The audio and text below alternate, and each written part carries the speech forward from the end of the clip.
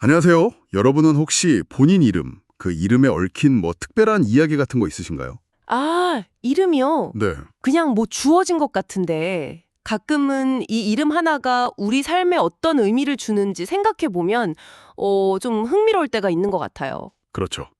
단순한 호칭 이상일 때가 많으니까요. 뭐랄까, 정체성이나 때론 운명, 이런 거랑 연결지어서 생각하게 되기도 하고요. 맞아요.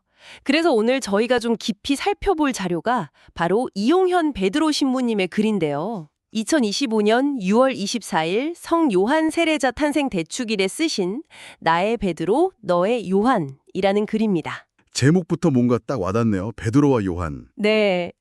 본인 세례명 베드로에 대한 어떤 개인적인 생각에서 시작해서 성경 속 요한이라는 이름의 의미까지 이렇게 연결하시는 내용이에요.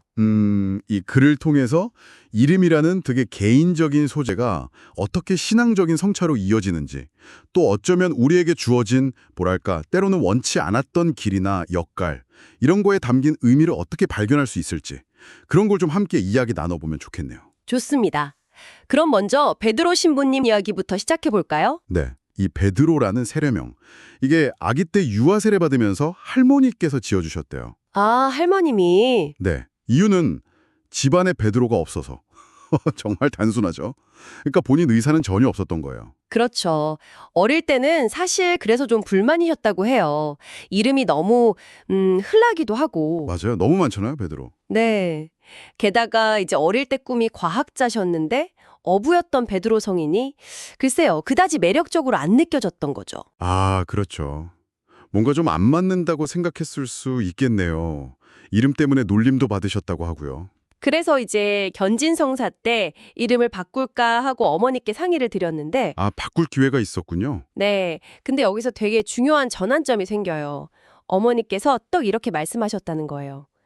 그 이름이 너에게 간 이유가 있을 거다. 오, 싫다고만 하지 말고 베드로 성인에 대해서 제대로 한번 알아보고 기도해봐라.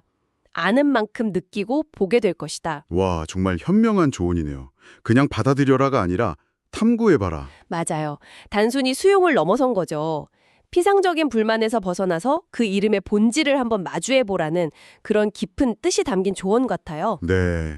그래서 신부님께서 이제 성경이랑 성인전을 찾아보면서 베드로 사도에 대해서 깊이 파고들기 시작하신 거죠? 네네. 그러다가 정말 뜻밖의 발견을 하셨다고 해요. 그 베드로 사도의 성격 있잖아요. 그렇죠. 약간 다혈질 같기도 하고 네. 대범한 것 같으면서도 결정적인 순간에는 또 겁을 내고, 그런데 또 그런 약함에도 불구하고 결국에는 자신의 목표를 향해서 모든 걸 던지는 모습? 아. 거기서 자기 자신을 발견하신 거예요. 아, 그 복합적인 모습 속에서요. 자신과 닮은 점을? 네. 그래서 어쩌면 할머니의 선택이 정말 선견지명이었을까, 이런 생각까지 하셨다고 합니다. 와, 정말 흥미로운데요.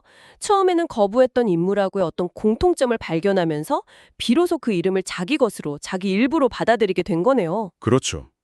이 개인적인 경험이 이제 마침 글을 쓰신 날이 성 요한 세례자 탄생 대축일이니까 그 복음 이야기랑 자연스럽게 연결이 됩니다. 네. 엘리사벳이 아들 이름을 짓는 장면이죠? 맞습니다. 루카복음 1장 60절. 안 됩니다. 요한이라고 불러야 합니다. 이 구절을 인용하셨어요. 아, 그 유명한 구절. 당시 유다 사회에서는 보통 아버지나 친척 이름을 따서 짓는 게 관례였잖아요. 네, 그랬죠. 근데 엘리사벳이랑 스카랴는 그 전통을 따르지 않고 하느님께서 천사를 통해 알려주신 이름 요한을 고집하는 거죠. 그 요한이라는 이름의 뜻이 하느님께서 불쌍히 여기신다 또는 자비로우시다, 이런 뜻이라고 하셨고요. 네, 전통을 거스르는 결정이었을 텐데 신부님은 이걸 하느님의 뜻에 대한 순종으로 해석하시는군요. 맞아요. 요한이라는 인물이 하느님께서 이스라엘 백성을 불쌍히 여겨서 구원의 길로 인도하기 위해 보내신 사람이고, 그 사명이 시작될 수 있었던 건 부모가 세상의 기준이 아니라 하느님의 계획을 받아들였기 때문이라는 거죠. 아, 그렇군요. 그 베드로 신부님 이야기랑 요한의 이야기라 딱 만나는 지점이 바로 여기네요. 네, 하나는 개인적인 여정을 통해서 주어진 이름의 의미를 찾아가는 과정이고 다른 하나는 어떤 신적인 계시를 통해서 주어진 이름과 사명을 받아들이는 과정이지만 음, 둘 다 결국에는 주어진 것을 수용하고 그 안에서 더 깊은 의미를 발견한다는 공통점이 있는 거군요. 정확합니다. 어쩌면 우리 의지랑 상관없이 주어진 것처럼 보이는 이름, 역할, 상황들, 그런 것들 안에 하느님의 계획이나 뜻이 숨겨져 있을 수 있다는 메시지로 이어지는 것 같아요. 중요한 건 그걸 우리가 어떻게 받아들이고 또 탐구하느냐, 여기에 달린 거겠죠? 네. 그래서 글 마지막 부분에서 신부님께서 이렇게 기도하시잖아요.